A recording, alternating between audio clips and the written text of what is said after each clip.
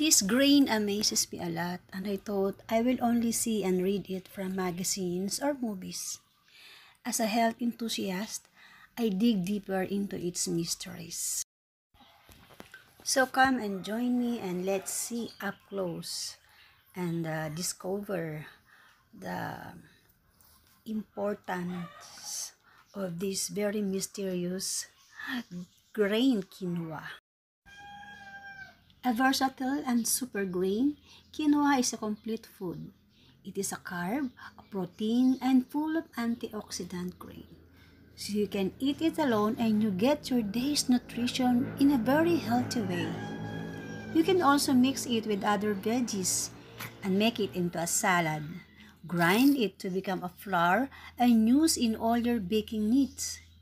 Or you can tap it to any of your chosen smoothies.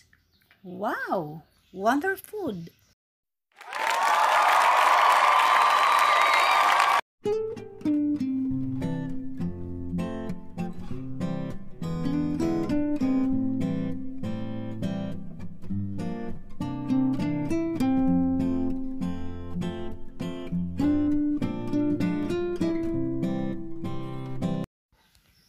So today, I cook quinoa and make it my day's food, my lunch, my snack, and my dinner.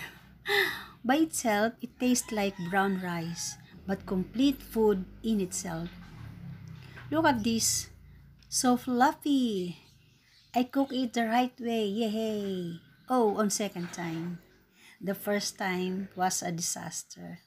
I burned it. Ideal consumption is 1/2 to 1 cup a day.